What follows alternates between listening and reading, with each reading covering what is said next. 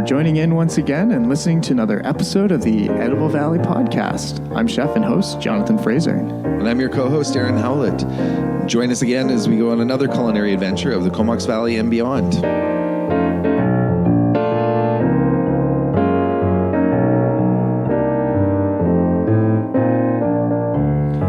You're listening to episode 158, where we talk bread with Honey Grove. Hey, John. Hey, Darren. It's been a while. We're back here downtown. Yeah. And we're going to talk about some bread. Yeah. Awesome. And some amazing bread. Sure. Yeah. We've got Mark Sims from Honey Grove Bakery. Sorry. Mark, hi. Welcome. Nice to see you guys. Yeah. Yeah. Thanks for coming in. No worries. I have to say that your bread has become a bit of a treat around my house, actually. Perfect. I find like whenever I see a loaf of it somewhere, I just have to scoop it up. And then it seems to disappear quite quickly from within the house. Well, I'm very happy to hear that. I'd like to just sort of backpedal a bit too. We, I think we actually started trying to track you down about a year ago, maybe even a little longer.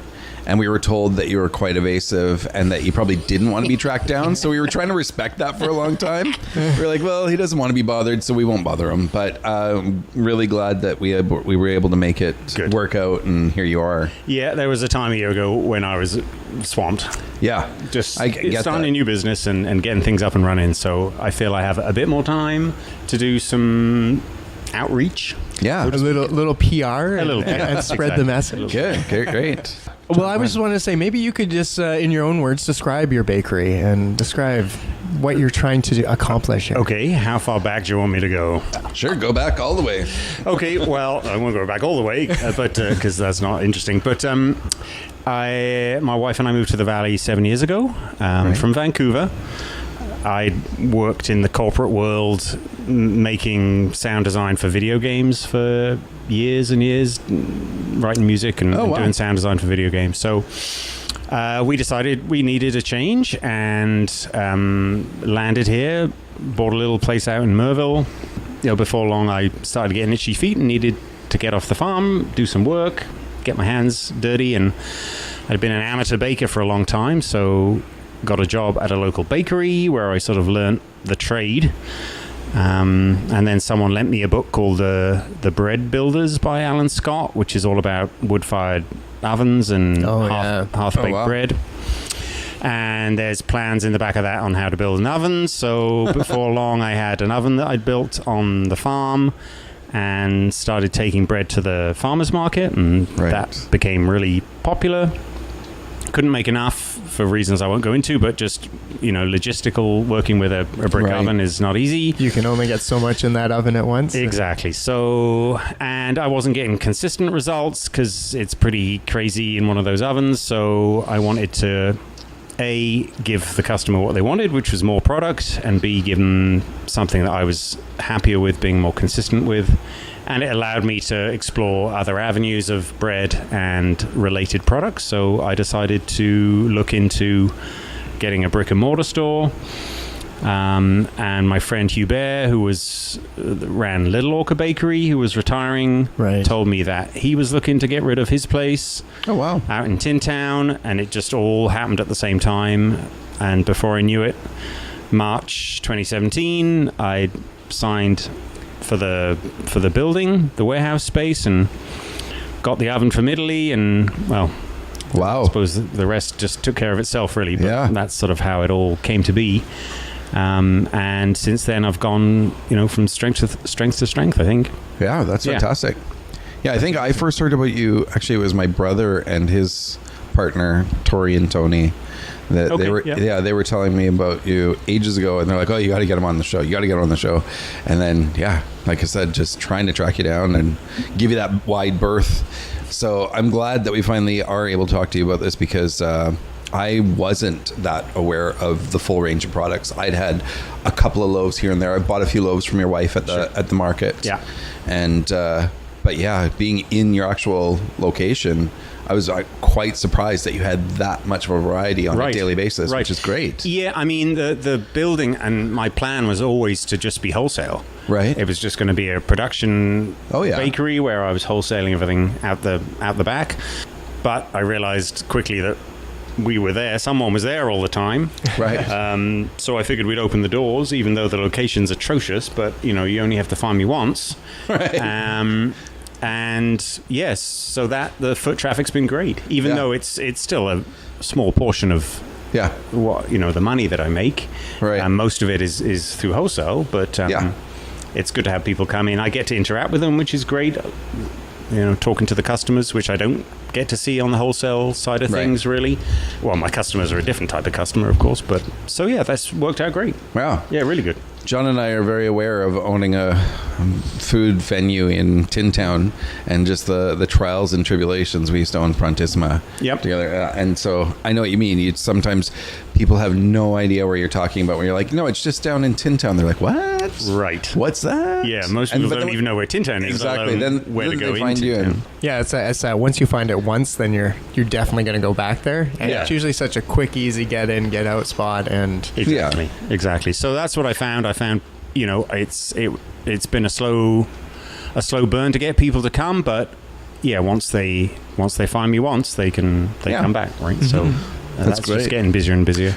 Is it? That was going to be my next question. Are you finding that things are growing? Are they increasing? Yeah, I mean, it's such a seasonal business that the summer's good for this kind of thing, where the winter's pretty slow. January and February's I think of pretty quiet. Good, hearty, rustic breads as such a winter food. Yeah, I think people...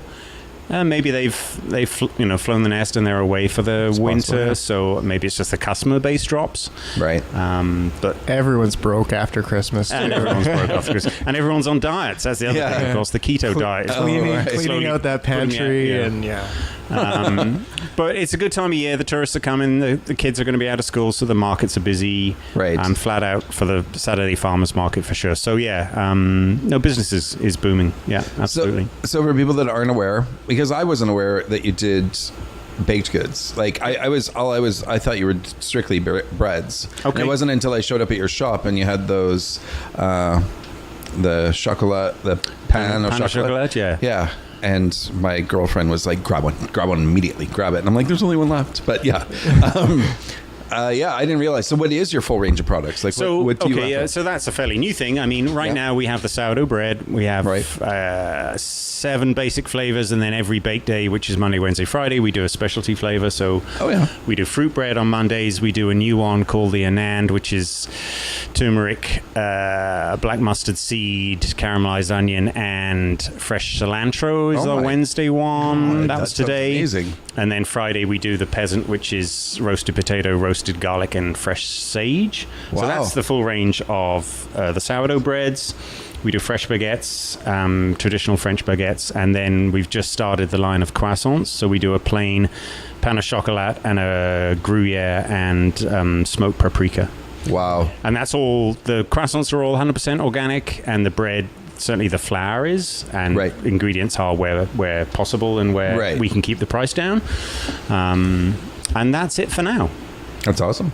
Yeah, but that's enough. That's got you growing and bustling. And, that keeps us busy, and we're selling out every day. So it's amazing. New products will come in time, but we're just working. And of course, all the wholesalers want the new products too. So we got to get the croissants up to hundreds a day at some point fairly soon here. So that's going to keep us busy. You said today was a bake day. Today was a bake day. Yeah, and I popped in around 11, and you had a few loaves of bread and a few baguettes left. That's it. Yeah, so the croissants had gone by 8:45. Wow. Someone came and bought them all, actually. So that's incredible. So they're going pretty quick. Cool. So are you baking every day, or is it we bake the croissants are fresh every day. Okay. Because I don't like to sell them the second day. I don't think they're at their best. So of course, croissants fresh every day. The bread Monday, Wednesday, Friday, and Saturday for the farmers market. That's great. So those are the best days to pop in there. If you want fresh bread, absolutely. I mean, the sourdough I'm happy to sell the second day for a discount. because it does last such a long time. It'll never mold. It's it sort of stales over time. After 6 or 7 days, it will stale, but it'll never mold because of the high lactic acid in the sourdough. So I'm happy to sell that at a discount on the second day, but the other products, no. Wow. Now, I really want to talk about the richness in your breads and the beauty of it. And I wanted to know how you would describe the difference between how you're making your breads and how other people are making their breads. Is there some dramatic differences or just better ingredients? Of course, without giving out trade secrets. No trade secrets. I suppose the one word that comes to mind is slowly. I think that's the philosophy, I'm not saying it's slow food exactly, but slowly is the philosophy that I like as far as the bread's concerned. It's a 3-day process, so the long fermentation on the bread does many things, adds flavor, it pre-digests a lot of the proteins that causes issues that people have with gluten intolerances. So a lot of people who have gluten intolerances can eat my bread because of that. Interesting. So that long fermentation, I think, is critical. It also fits nicely in with the schedule, but a long cold ferment is the best way to make the sourdough for sure. Mm-hmm. Yeah. Wow. Yeah, that was actually my next question. I was going to be like, how does gluten-free affect you? But it sounds like... Yeah, gluten-free, okay, that's an interesting topic. I mean, there's the celiac side of things. Obviously, they can't go anywhere near the bread, and that's fair enough. Right. And even with people who are gluten-free for the sensitivities, there's obviously a wide spectrum there that I wouldn't like to guarantee anything within that. But those people who miss bread and haven't been eating it and are willing to take a chance because their symptoms aren't going to hospitalize them, I recommend they try some of my bread, because I've had multiple people say it's changed their life and they're back on it, and they're eating a loaf and a half a week. Wow. So I'd say if you want to take the chance, go ahead. Yeah, that's great. No, because I can definitely see that, because you're using organic flours and whatever is organic, which you've got... There's less in that, right? Yeah. Like it's a cleaner product to begin with. Exactly. I say 3 things that make my bread good for people with sensitivities. 1, the long fermentation. We talked about that. 2, you're right, the organic flour, non-GMO. Right. So it hasn't been sprayed. The wheat hasn't been sprayed. And thirdly, freshly milled flour, I think, is a big one. I think rancid flour is a big part of what causes the stomach issues with these with people with gluten sensitivities. And so that's flour that's been stored at the wrong temperature, the wrong humidity for too long. Right. And I think there's a lot of that in the grocery stores, for instance. Right. That flour, because who it takes knows on a where different it's come chemical from. profile. Absolutely. Interesting. So the rancid flour, so freshly milled flour is a big one. The long fermentation and the organic GMO. It's all Canadian as well. Oh, that's fantastic. So it hasn't come far. And I've always said, and the keto diet I know is super popular, and that's everyone's off the carbs. And bread comes through fashions right now. Maybe there's a dip in the fashion with bread, and sometimes it's up, sometimes it's down. But I've always said, good bread is good for people, and bad bread is bad for people. So I try and encourage people to not be put off by bread as a whole, but look for good bread. Because I believe it is good for you. Yeah, it's funny. It sort of ties in with a running theme that seems to be going on this program, if you want to call it that, for this year, where we've been talking to a lot of people where the 50s there was a lot of industrialization and population booms or what have you, or maybe it was just the fact that there was more dollars in making products in bigger batches to send further, and it seems that we had really nailed it down from an economic perspective, and now we're starting to find a few generations later that all of that industrialization of our food, I mean, I think we were aware in the 80s, but I think that now we're starting to actually see pretty bad ramifications of it, and we're starting to undo it all and go back to the ways that we were before industrialization. Yep. Yeah, I think you're right. I think it's that type of mentality, at least, is fashionable, I think, if that's the word.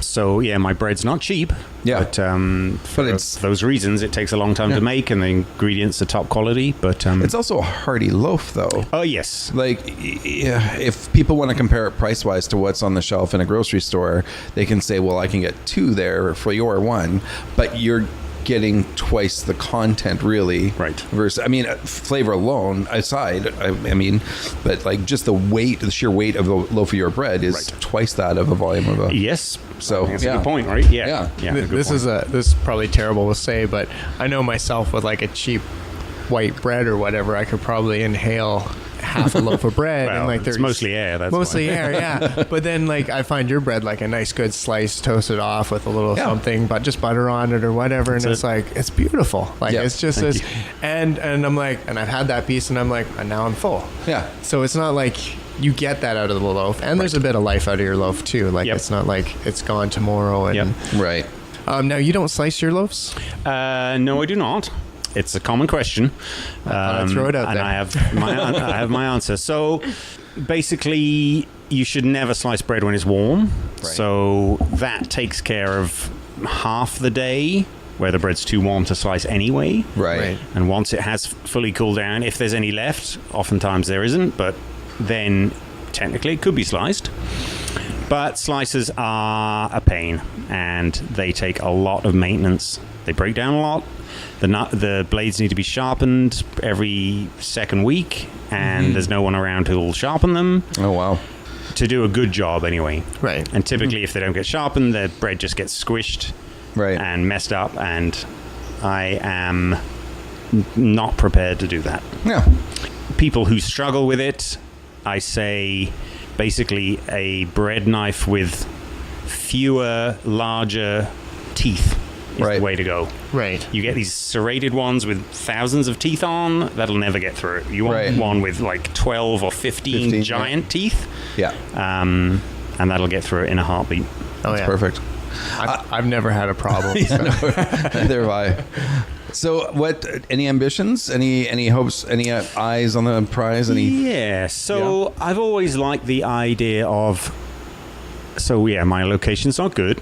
So I've always liked the idea of maybe getting a tiny little 200 square foot place downtown, which has a counter, someone to greet the customers and a rack of bread behind them. Right. But where it's all produced still out in Tin Town, but could be retailed somewhere a little more logistically viable. Mm-hmm. But I'm a long way from that. Yeah. But I certainly don't really have ambition in sort of numbers of loaves. I don't want to be in Thrifties. I don't really want to go that route.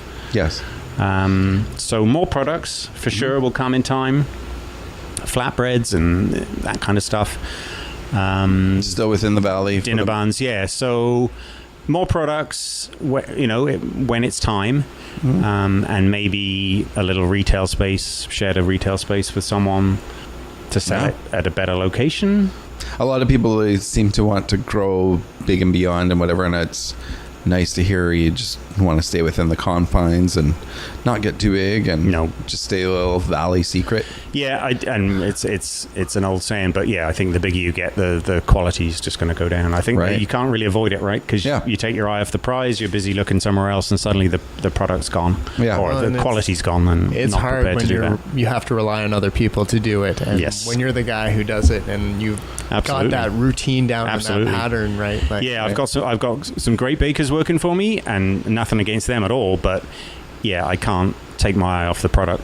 Right. You just can't. So Well, I was wondering, maybe we could just mention some of the places, since you don't have a location yet, where you can find some of your products. This is a good opportunity. So in Corney, I'm at Edible Island, so they get deliveries Monday, Wednesday, Friday. That's where I usually end up grabbing a loaf, I find. Exactly. So that's the sourdough and the baguettes are both there. And it goes quick. Like I noticed, tends to go fairly quick. I usually walk in there and there's like one loaf or two loaves left. And I'm like, whoa. So they've been really good.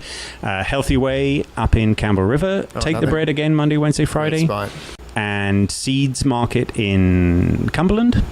Right. Hornby Island Co-op have just jumped on board.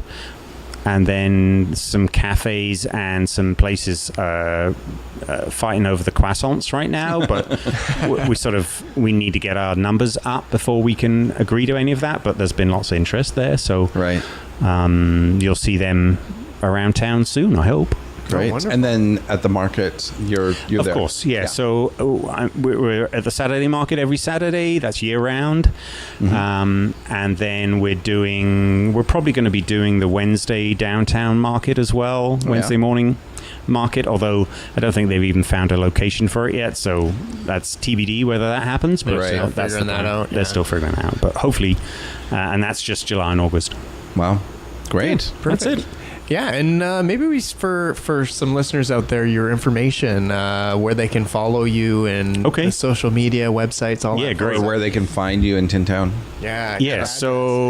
So I suppose Instagram of all the social media is kind of the one I concentrate more on. So that's just Honeygrove Bakery. I know I love following it. You got some beautiful photos. Yeah, you got some beautiful photography there. Thank you. That's my girlfriend is constantly, oh my God, look at this. I don't think I'm very good at it, but okay, well, I appreciate that.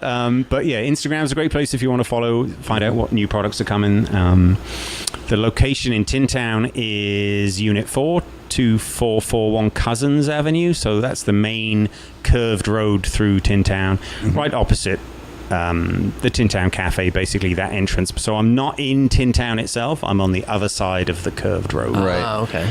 And my hours are 8:30 till 1 o'clock, so I do close early, but it's the life of a baker, so I've been up since 3, so you're only going to get me till 1, I'm afraid. But, and that's Monday through Friday. Great. 8:30 to 1, and I have the signs out, so if you're driving through Tin Town, you can't really miss me. Right. Yeah. And you have a phone number? 250-898-3304. And reserving bread is quite a good idea if you want to guarantee that, so calling ahead, reserving is not a terrible idea for any of the products, really. That's great. I didn't know that you offered that. It would be, a great place to be in the future is where I'm taking lots of phone orders, and then we can plan ahead so people aren't disappointed, which would fantastic. Be good. Yeah. Well, thank you so much, Mark, for sitting in with us. It's just my pleasure. Yes, absolutely. I know you're probably ready to go to bed now. So. Well, my parents actually arrived from the UK this evening, so I'm going to pick them up from the airport. So that's my day plan. Well, thank you so much for talking with us.